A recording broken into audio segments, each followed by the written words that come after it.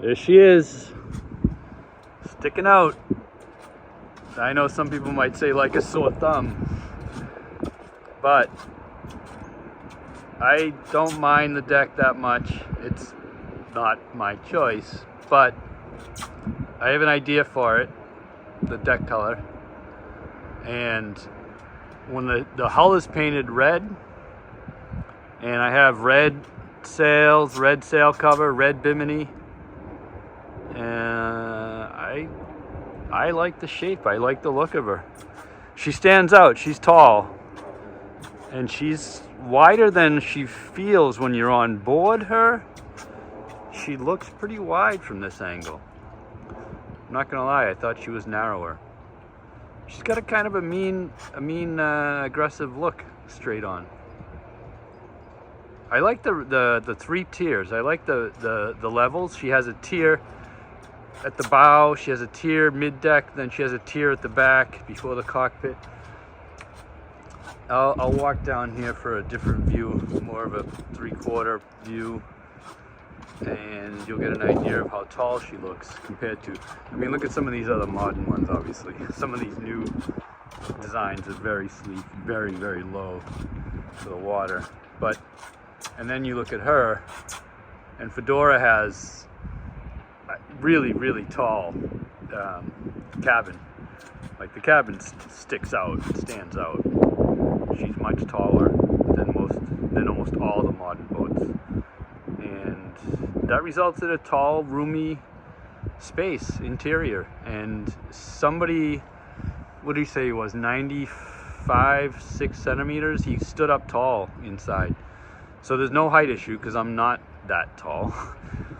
So really tall cabin inside. It's nice, roomy, and comfortable. And yeah, I'm pretty happy. I don't love the yellow beige color. Beige, I think, is probably the color to call it.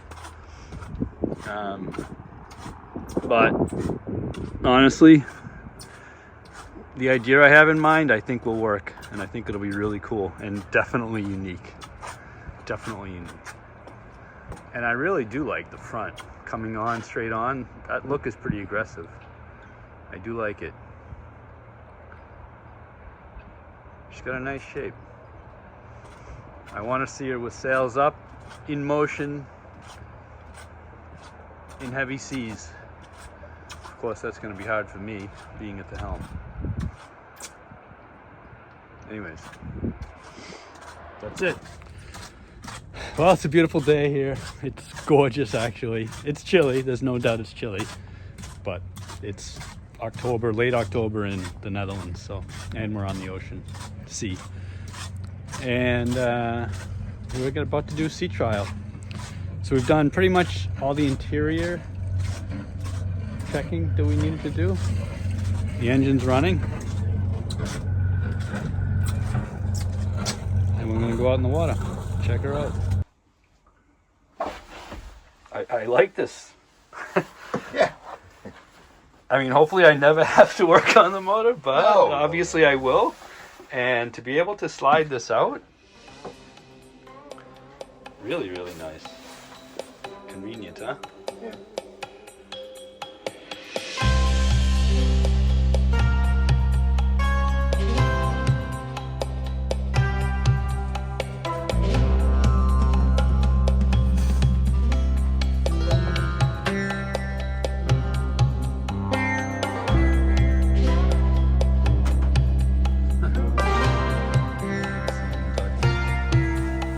I make a lot of pictures, but I don't use all the pictures in the report.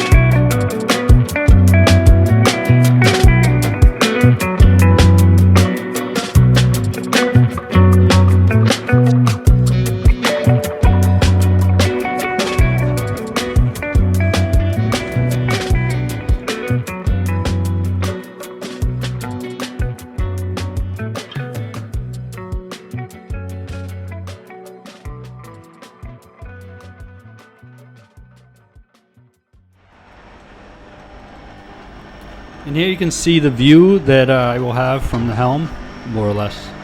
The 3 tiers there are evident. You can see the tiers here now as I exit the cockpit and give you a better view. You can definitely see 3 significant, 3 definitive tiers, I guess. The deck as you see her now, the top deck, offers some challenges. First of all, with the rigging though, I'll go over the rigging just a bit here. There is no mainsail rigging that goes aft to the cockpit. That's going to have to be probably changed, or I may put a railing on the top. Somebody said that they call it a granny railing, and that goes around the mast, and that offers the ability for you to do mainsail adjustments, hauling up or taking down the mainsail, or adjusting the mainsail or reefing, while having a railing to help you. So if you're in heavy seas, so that may be an option. Or I may I may put lines back. Maybe the first thing to do maybe is the Vang. The Vang line might have to go aft to the cockpit, but I'll see. Other than that, the exiting the cockpit to go forward is a bit challenging. It's a bit narrow, but I have a solution that I hope is going to help, and that involves a solar archway, a solar arch, I shouldn't say archway, solar arch that's going to be installed. I'm working on that currently, and that'll change the geometry of the back railing. In fact, that'll remove the back railing as it is and change it, offering more room to go forward in between the cabin and the railing. There's just a very narrow space at the moment. So I'm hoping that helps a little bit. The railings, the grab rails, the handrails there, those are teak, as are the boards on either side of the cockpit, and those will all be redone by me. In terms of what I mean by redone, what I mean is sanding and varnishing, applying teak oil, etc. Basically, I'll be taking care of those, so those will look much better. Although a lot of people like the teak in its gray form, I prefer it to be more rejuvenated, I guess.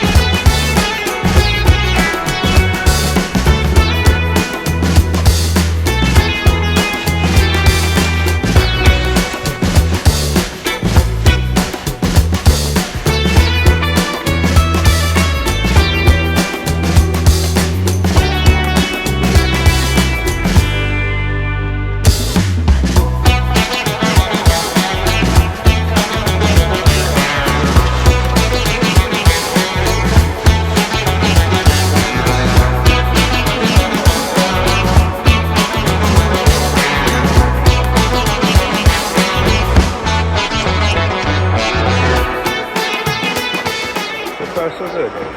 Now, the hull.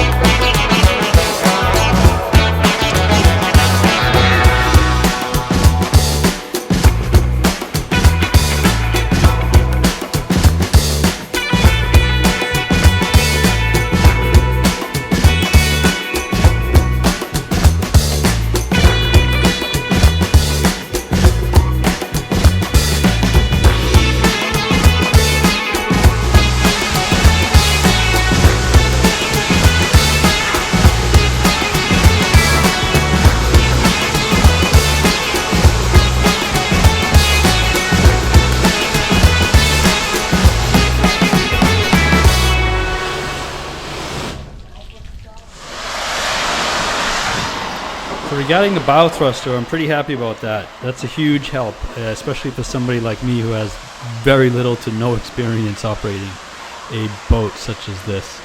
So I'm pretty excited about that.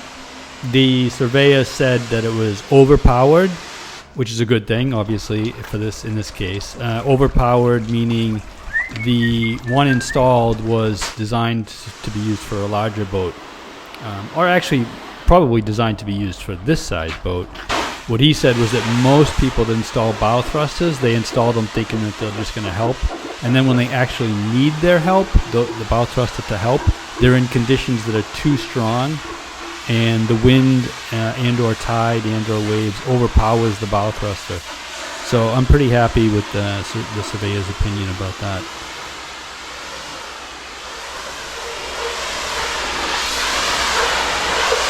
What sort of maintenance is required for the bow thruster?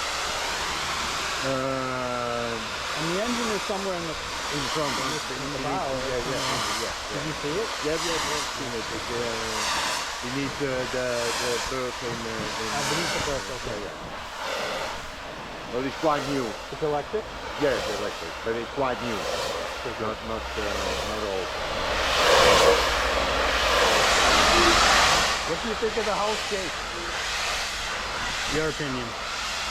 I think it's not a competition winner. No, it's not the speed, it's the comfort more. It's comfortable sailing, I think.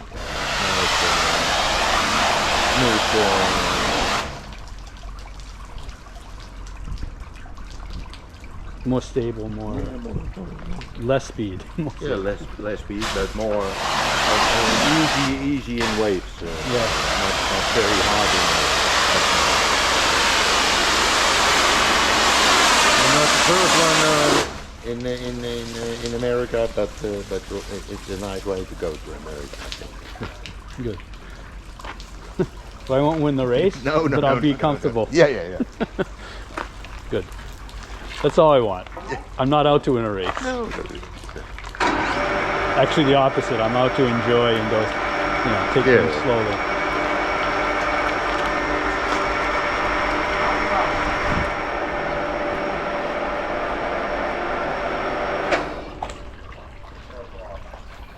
So now the surveyor is going to check the keel, and he's going to place a block into the keel, and he will have them lower the entire weight of the sailboat onto the keel, onto a single block. And you'll see it here done in a second. This allows the surveyor to check to see if the keel boats are okay, if there's any wiggle in the keel. So this is basically checking the keel strength, and obviously very important. Everything checked out inside, up in the bilges. The bolts were visible and quite good. So that's good. So top side, the bolts look great, and the Fedora passed this test, so he was happy with the results just from the eyeball test on that. And what was noticed here at this point was the rudder being significantly affected.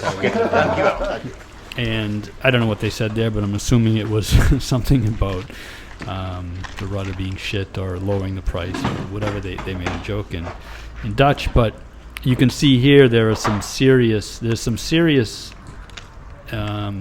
evidence of what appears to be osmosis. But if you continue to watch here, you'll hear the surveyor discuss this. Strange, only on that side, blistering.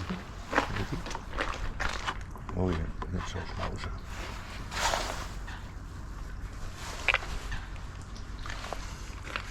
No.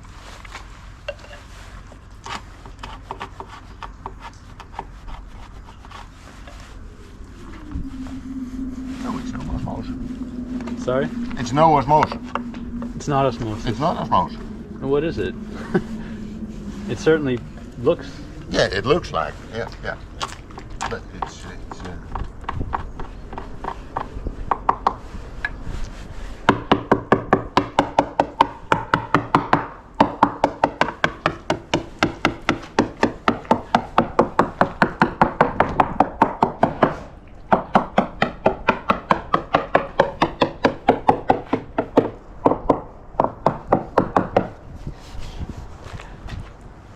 we have to wait for a moment, but I think it's very wet.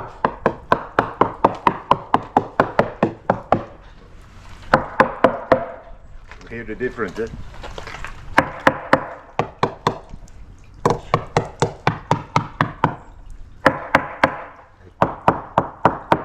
This is how it should be.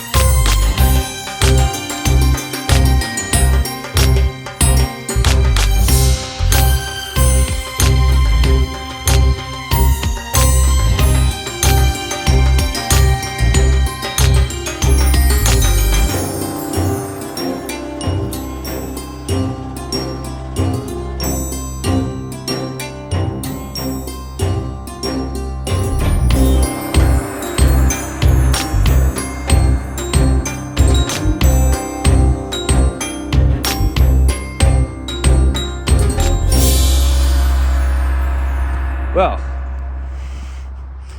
I must say, I think I'm going to go forward. It wasn't perfect, but it's a 50-year-old boat. The inspector was awesome, great guy, very helpful, very knowledgeable, old school, super knowledgeable. Had a lot of kind words for the boat, which made me buy it, I think. I haven't decided yet. I'm going to sleep on it, but right now I'm leaning heavily towards saying yes. There are some major things, but they're going to solve pretty much all of them. The one issue that is not going to be solved by the owner or the broker is there are some wet spots in the hull. Now, is it a major concern? Yes, but can I sail a year or two without doing anything to them? Yes, probably. Especially if I don't go too far offshore into serious stormy weather conditions, I should be okay. I don't think anything catastrophic is going to happen, even if I wasn't to do anything. But I could theoretically sail for a year or two or three and then find a place, warm climate somewhere cheap, and do the work myself, take the boat out and fix those wet spots.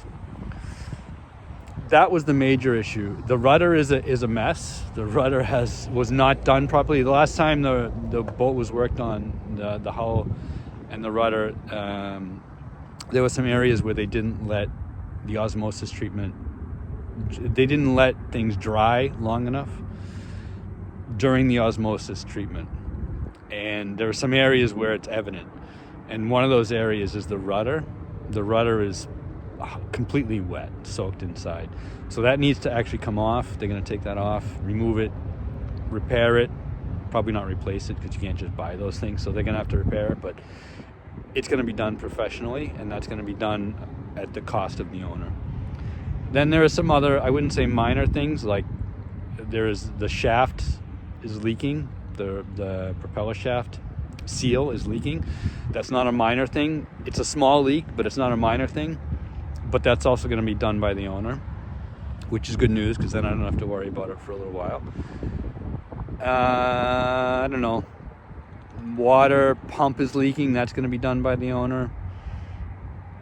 There's a couple other things. Oh, a light is not working on the top of the mast. That's going to be done by the owner. And then there's some other things. All going to be done by the owner. And then there is a discount that's going to be applied too to offset the cost of me doing the work for the hull if I do that. So, I mean, there are some major concerns. There's no doubt. And the surveyor was very clear about that. He said it's not really anything to stop me from buying the boat. Those things wouldn't stop him from buying the boat if it was him.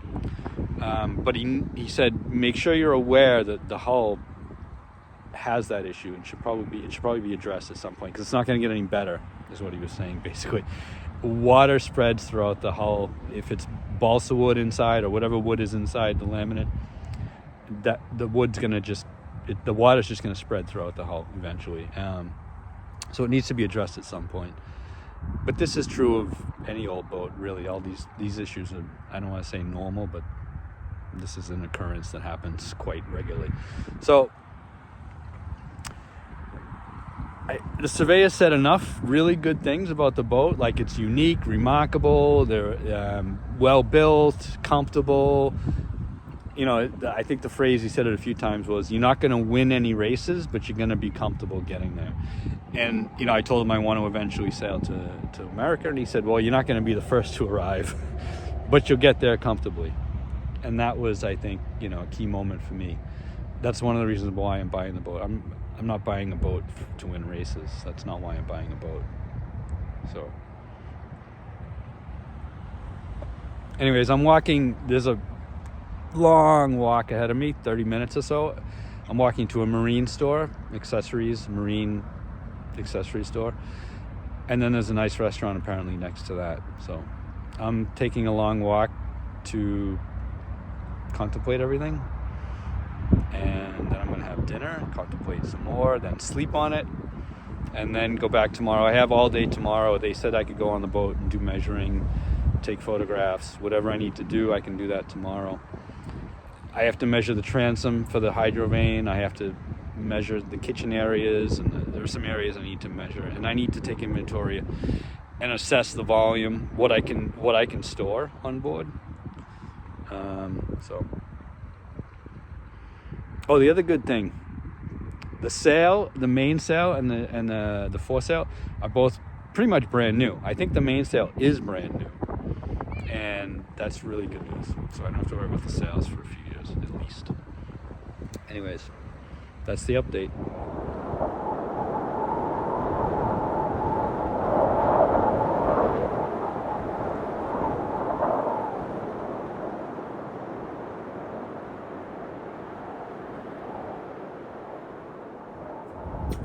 Ciao, Fedora. I gotta go home.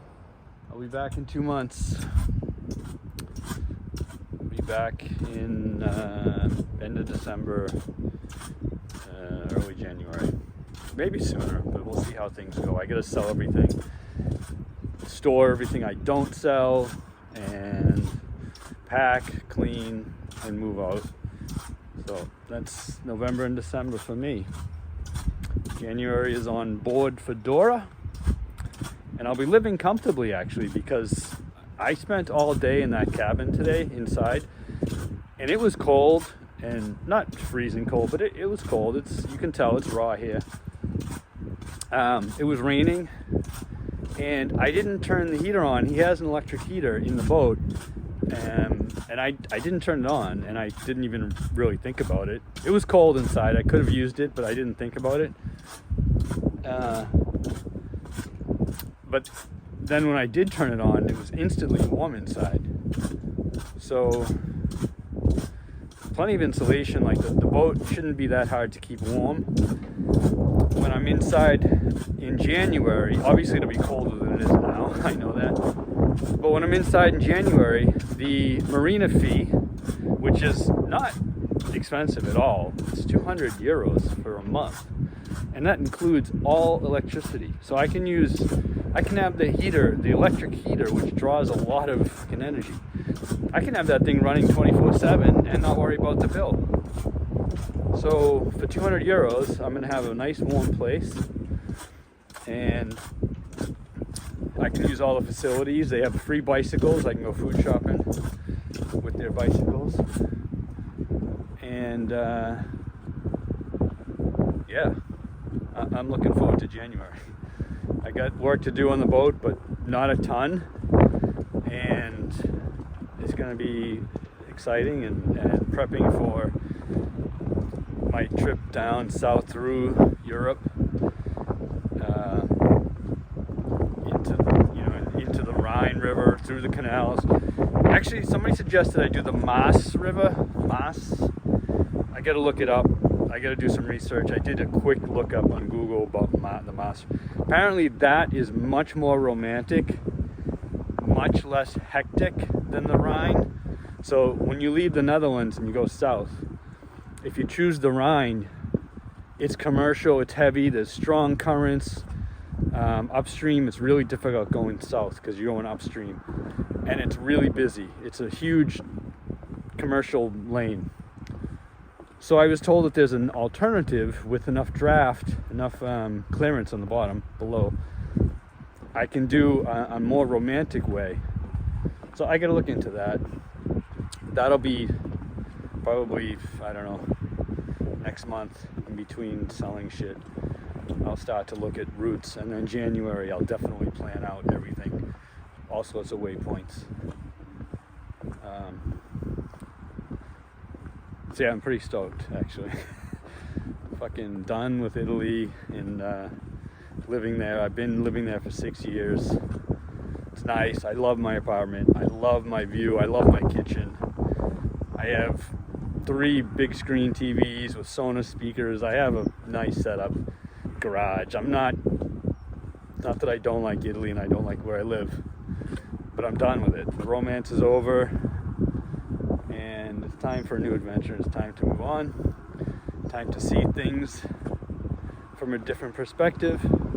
That is on a boat, on the ocean, on the sea. And to see new locations, new places in the world that I haven't seen. So, that's it. It's the end of my walk here on the dock. So, signing off.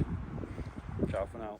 Join me next time as I go over Fedora and my plans for her in depth. I'll be discussing pros, cons, my likes, dislikes, and showing much more of the interior, and discussing my storage options and outlining my plans for improvements. Really, really love this. The engine is actually under here. This is going to be my my home in January. Part 2 drops on YouTube on November 20th, but if you cannot wait until then and want to watch it early, and or if you just want to help contribute to my somewhat crazy endeavor, you can go to my Patreon Sailing a Fedora account and check out the Wind Force options. There you'll find different levels of access to my content, myself, and my journey on a more personal and detailed level. Once again, thanks for watching. Please hit the like/thumbs up button and subscribe if you like my style by hitting the red circle with my Fedora logo shown at the end. Every little bit helps, even a like or a comment. So I thank you for your support, whatever form it takes. Until next time, ciao. P.S. I know she's not your standard white yacht, but I hope you like Fedora.